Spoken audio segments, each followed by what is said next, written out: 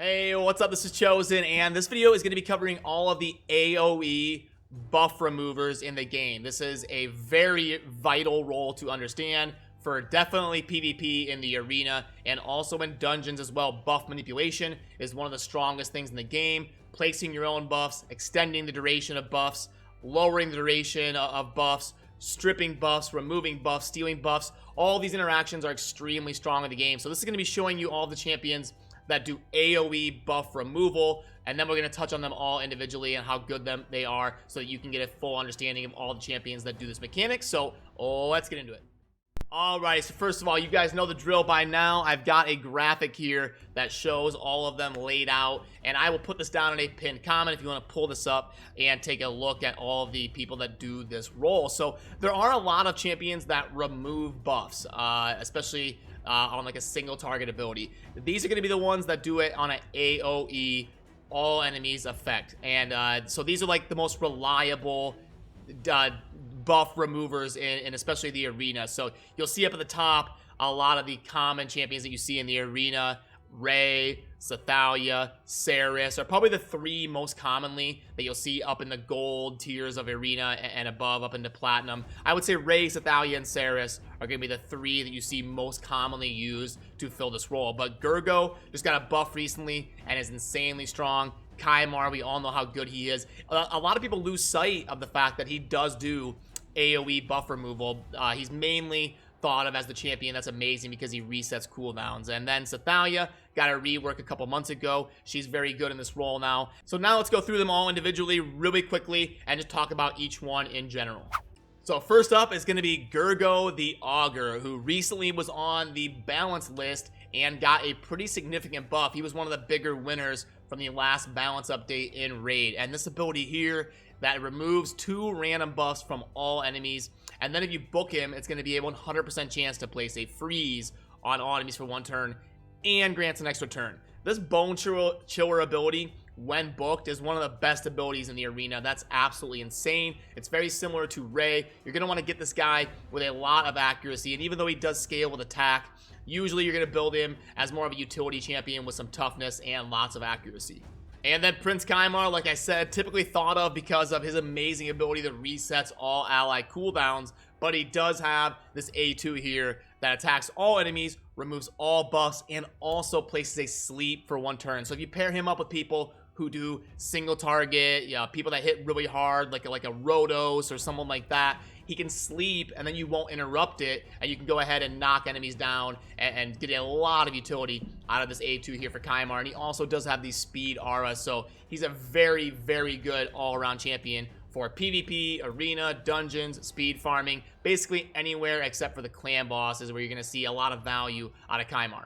And of course, Ray is Bae. This ability here, the A3 Banish, very similar to Gergo the Augur. It's going to attack all enemies, remove all buffs, and a 50% chance of placing a freeze. If you get it booked up, it is a 70% chance. It does have a big cooldown, but in PvP, the cooldowns aren't nearly as impactful because a lot of times it's who can come out ahead in that first initial clashing of the 2 teams. So big cooldown abilities are typically very strong in the arena, and Banish is definitely one of them, stripping all buffs and placing a freeze for 1 turn. So Thalia has this A3 here that the books are going to be very impactful on this one. You can see here the default is 75%, and then if you can get 3 books onto this ability, you've got that booked up to 100% chance of removing all buffs from all enemies and decrease their turn meter. So accuracy, very important on Sathalia, and getting that ability to a 3-turn cooldown is insanely good for dungeons, faction wars, and any sustained arena fight. Every 3 turns, removing all buffs and lowering turn meters is an insane ability if you're going to be playing a more sustained, like 1.5 to 2 minute long type of arena fight. So Sathalia can slot into a lot of those good sustained defense teams. They're going to be fighting long battles. And Venus does make it onto the list, but you will see that I've got an asterisk next to her name because her ability that removes all AoE buffs is going to be only available when she's on the same team as Cupidus. So especially in the early to mid game, if you happen to be lucky enough to get Venus and Cupidus, they can be very strong in the arena. And I've even seen some people up in the gold tiers using Venus and Cupidus because they can synergize pretty well, and this AoE buff removal is a big reason why. And obviously, Madame Saris is an absolutely ridiculous champion. I went in order from Legendary to Epic to Rare. Otherwise, I would have mentioned Saris a lot sooner, but she is an Epic, but she's basically a Void Legendary disguised as an Epic. So, hey, it's even better because she's cheaper to book and cheaper to ascend. So, she's a Void Legendary disguised as an Epic, but that's actually a good thing because she's just cheaper to build. So, yeah, this ability right here is ridiculous. You can book this to a 4-turn cooldown, and it's AoE buff removal and decreased attack and decreased defense, and it's the big version of both. They did nerf this recently from doing it for 3 turns to 2, but that's basically a negligible effect. She's completely unaffected. She's just as amazing as she was before. That's really not a big deal. She's also got the A2. That is going to be an AoE chance of stealing buffs from each target, and lots of other utility as well with the block debuffs. And yeah, Saris, if you've got her, you definitely want to build her and start using her in PvP. Then we move into Hope from the Sacred Order, and Hope was one of the most significantly buffed epics in the last patch. Most of the balance changes for the epic champions in the last big round of balance changes were pretty underwhelming for epics, but Hope did get a pretty decent buff. She's got this Holy Storm ability that is AoE, and it's going to have a 75% chance of removing all buffs when you get it booked and on a 3-turn cooldown, similar to Sathalia. If you've got her in a sustained fight, doing that ability every 3 turns is very good in the arena and also dungeons and faction wars as well. But unfortunately, it is not a 100% chance, and we can't book it up to do so. That's why you can see the reasons why Saris is so insane, because she's an epic champion that has the 100% chance for that effect to proc as long as she has good accuracy, and then she also decreases defense and attack. So that's really why when you start comparing Saris to other epics and even other legendaries in the game, that's one of the reasons why she's just so insane. And then Seer is an interesting one. She's mostly known for speed farming in dungeons, and she's used a lot in the Oryx faction wars as well. So this is going to remove all buffs from not only all enemies, but also all allies, and then attack all enemies and do more damage based on the amount of buffs that she removes. And then she also has a chance to place a sleep for 1 turn as well. So I have gotten just destroyed by Seer teams before in the arena, where I kind of see the team and I'm like, oh, that team's a joke, let me go up against that, and then buff, Seer blows me up, removes it. I'm like, whoa, what happened? So you definitely can do some cool things in the arena with Seer. It's a little bit more niche than the champions like Ray and Gurgo and Saris and Sathalia though.